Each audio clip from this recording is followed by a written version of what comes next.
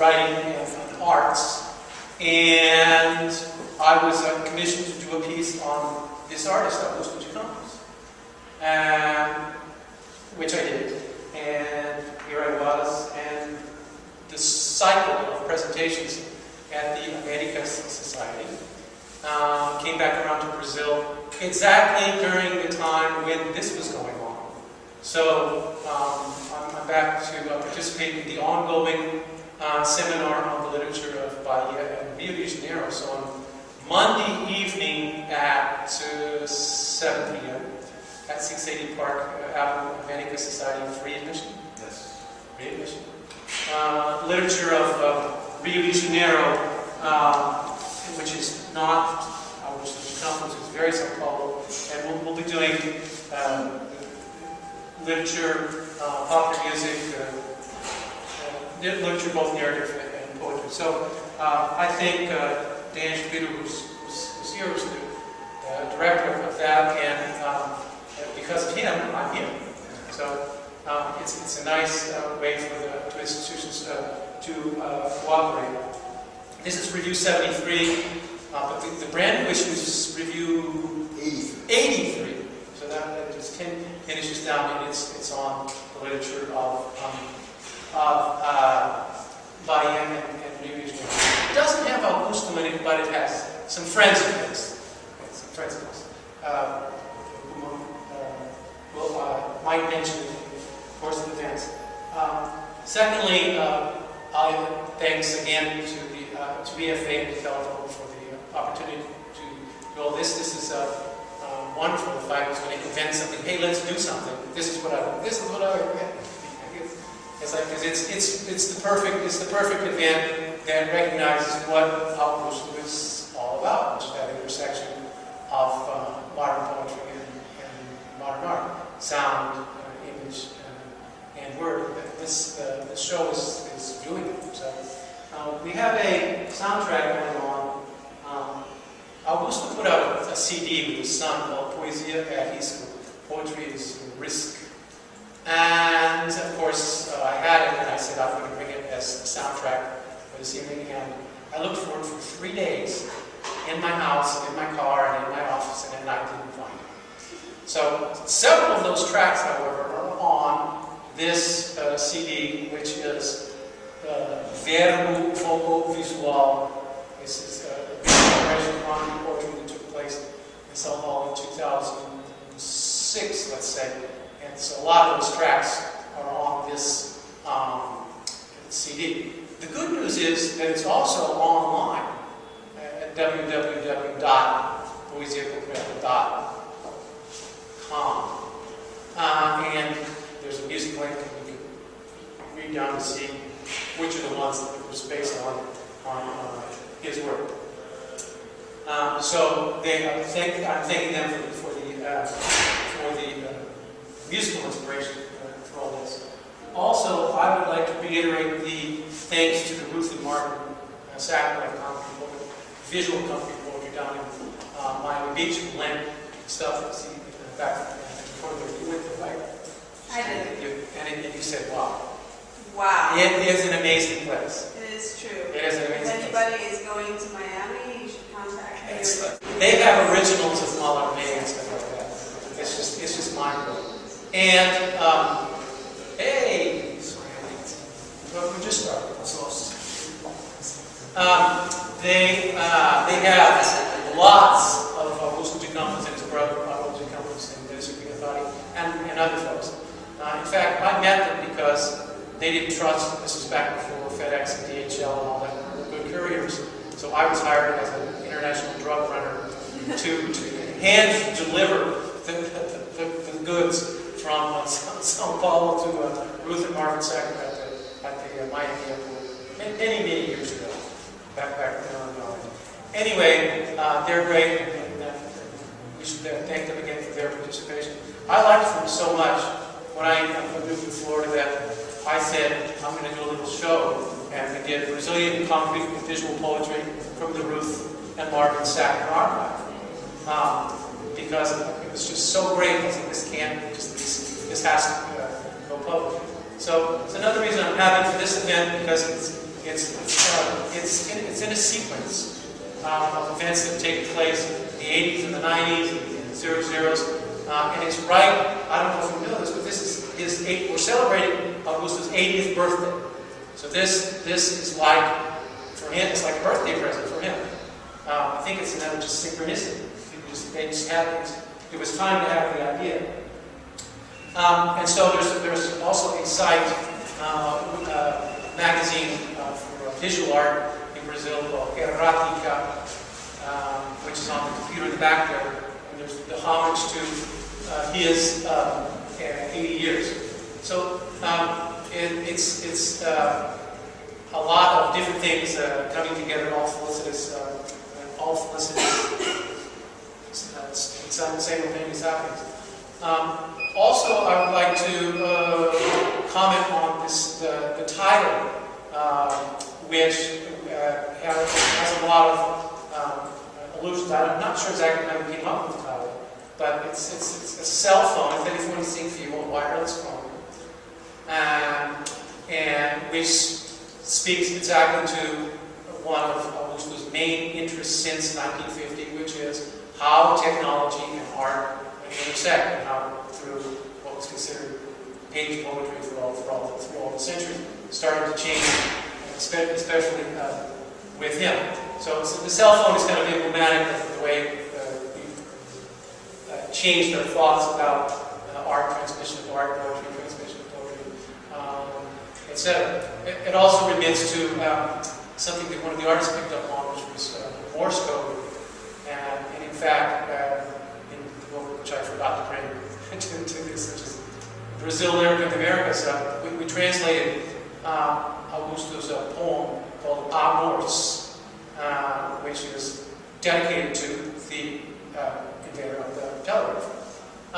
Because he discovered a poem written in Colombia in about 1900, which was the first love poem by telegram. So, so he picked up on that, and he takes the verses, he extracts the verses and puts them down, and then translates that into Morse code below the text. Okay. Now, when we translated it into, because it's in Morse code, it has to be exactly what it tokens that, it's 7 to 9. And so we were able to translate it into English verbally and get the message.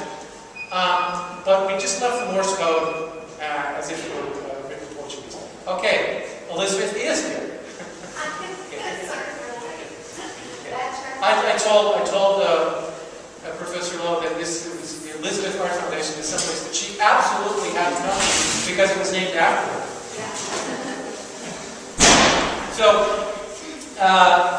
that's the very felicitous choice of title for what's going on. Now the weird thing, of course, is from one of his writings in the 50s when he started trying to explain to people what this thing was all about. And that also relates to Sartre and his essay on what's the difference between poetry and prose. And also, especially the idea of things being tactile.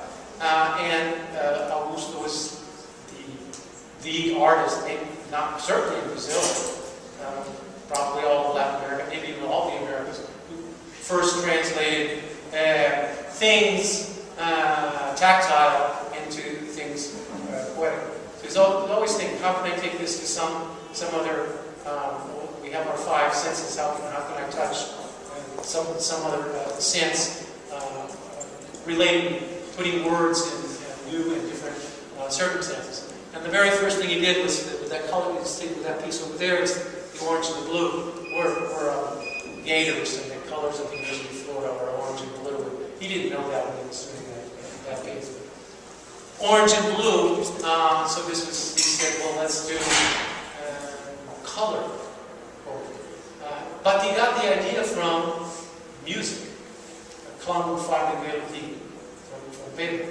So there you have that perfect marriage of the three, which he's always trying to get, which is very. And it became so identified with him that when they did another one of these celebrations of the life of Augustos De Campos, they took this concept of the poemópolis, which is this.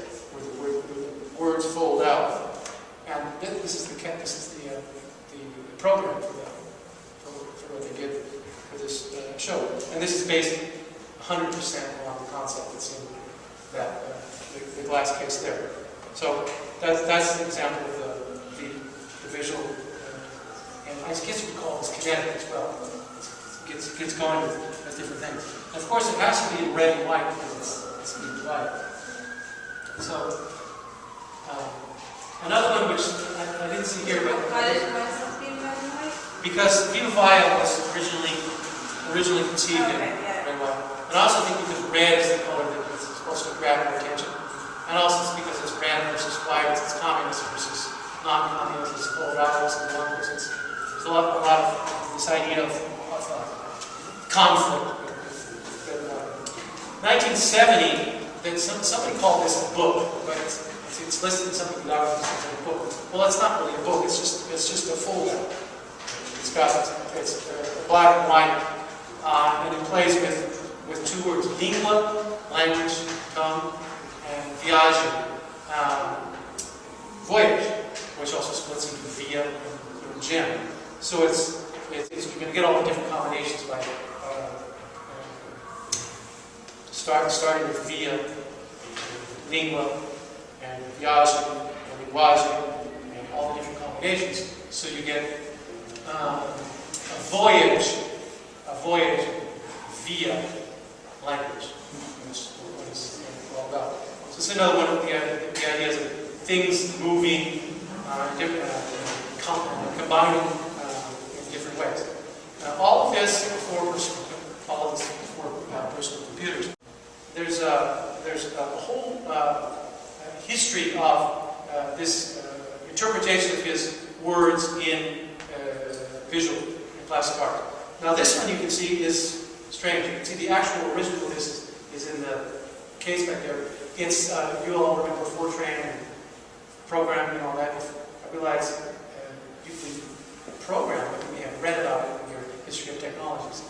There was a thing called Fortran and punch cards and all that kind of stuff. So one of Augustos' biggest fans was an IBM trained petroleum engineer.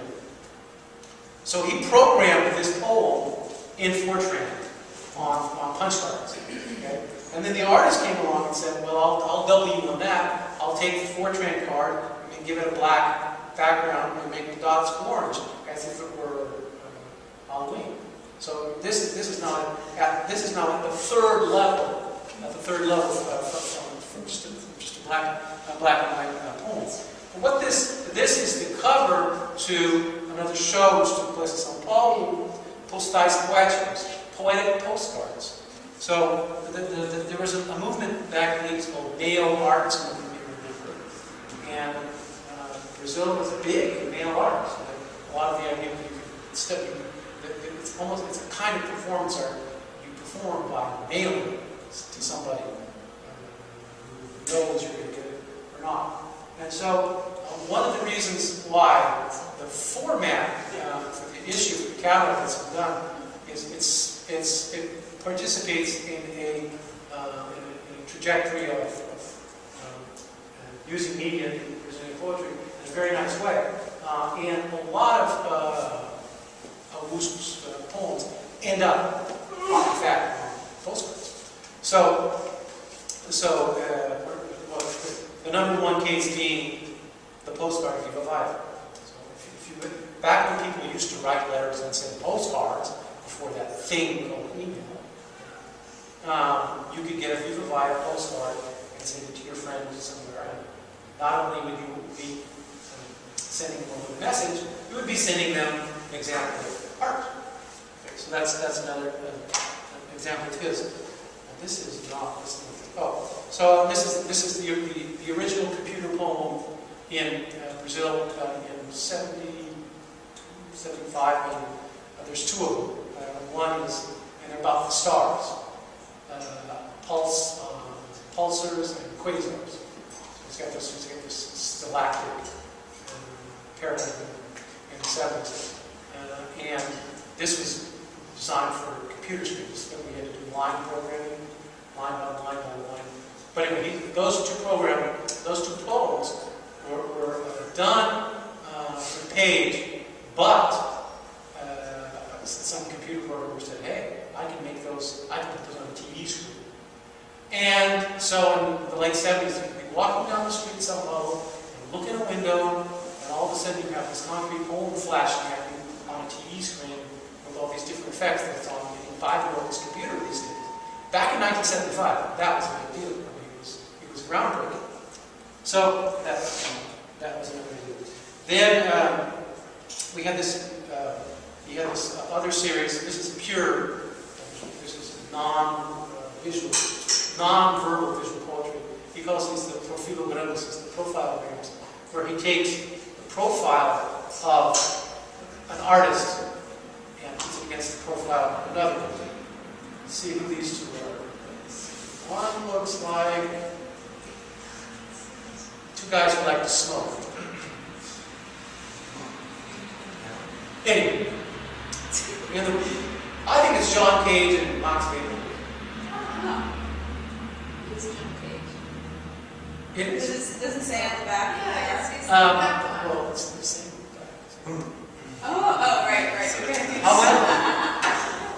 However, we can move on. Well, here's another one that I wanted to bring, but I don't have the box.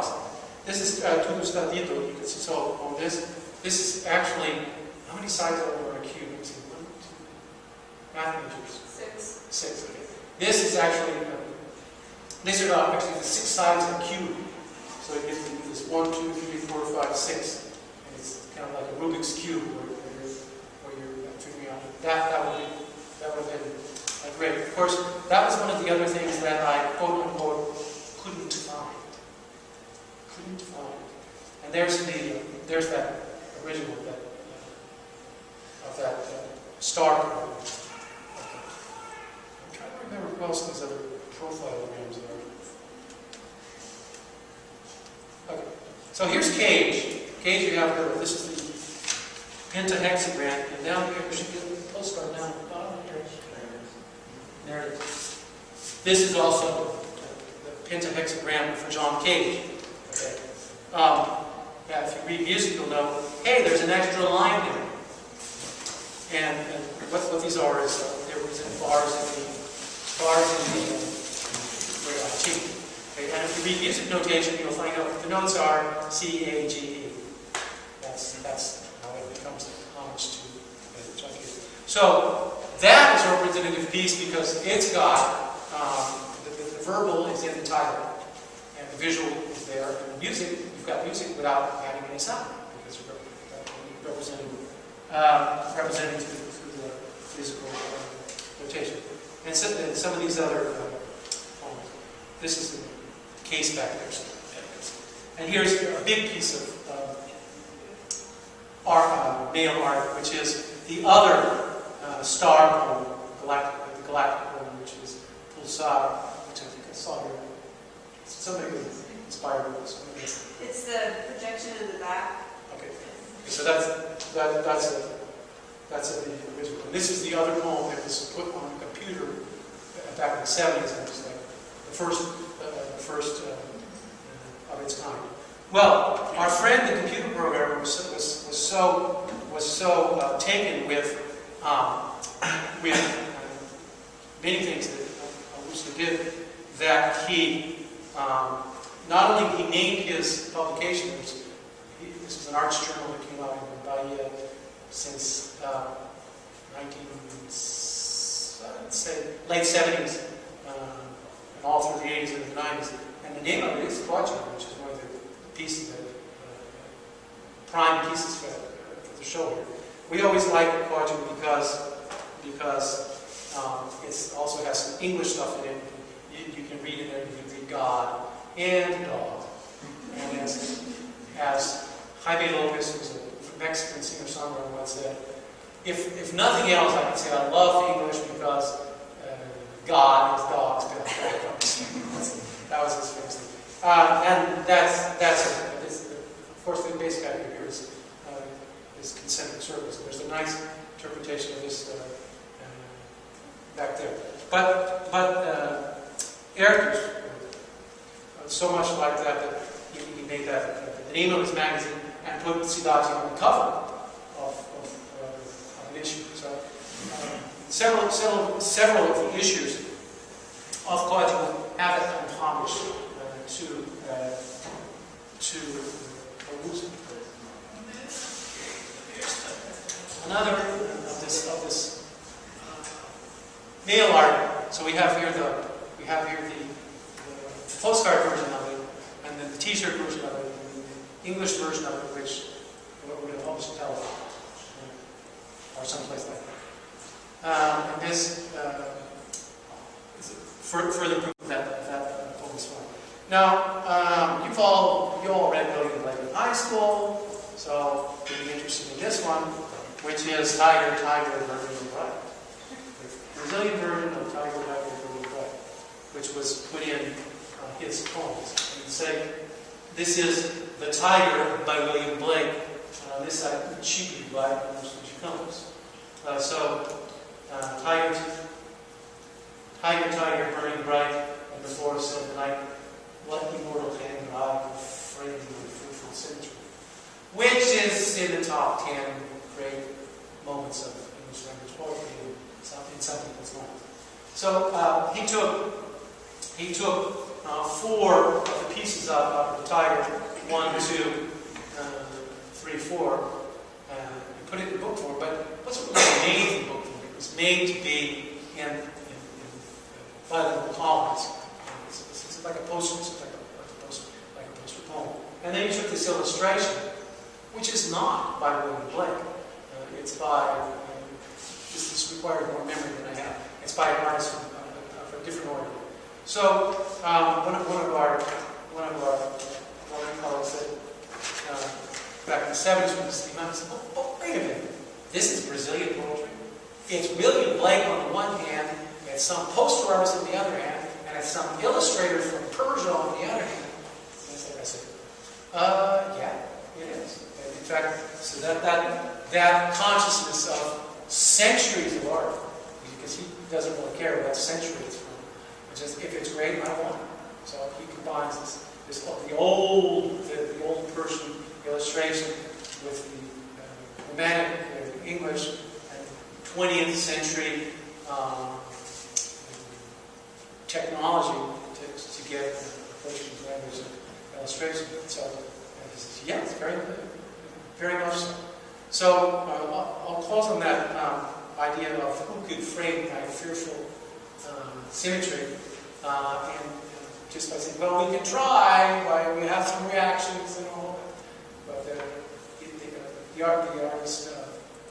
artist proves that in his verbal, and visual, and sound dimensions, and time and time again, he merits all these homages and shows and inspirations that go on. So my thanks again for the existence of this project.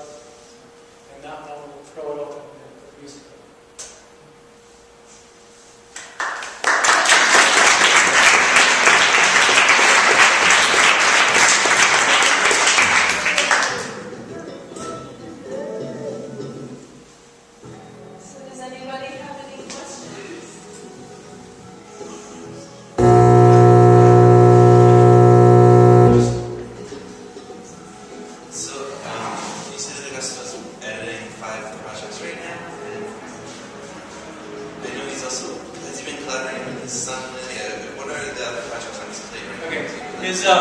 His son and he actually came to Gainesville once back in the days of slideshows. And so we prepared a slideshow, kind of half slide, half video. And this is where he took his translations of the best I think what he calls this poetry of change, going all the way back to medieval troubadours and all the way up to, he's done Jimi Hendrix. He doesn't discriminate on the basis of century or national origin. It's all the basis of, is this exciting? So they did this multimedia show, which had his son on synthesizers, guitar, and bass, and him reading, and then the projection on screen on some slides and some video. And so that goes all the way back to 1994. So then that turned into the CD, which I can't find. But, and a couple of inspired CDs by his son. And so they're always getting this request, can you come? They brought the show to Yale University, I forget what year. And they updated the DVD. And they always get the request to do the show again. So yes, he's always worked with the son, saying, well, okay, we're going to. The problem is he is at an advanced stage, so he cannot accept invitations very often. So, I mean, will you do it down the street here? Yes. Will you fly to Moscow and do it? I don't think so. But his son is now. His son was born in 1960, so his son is not like he's young.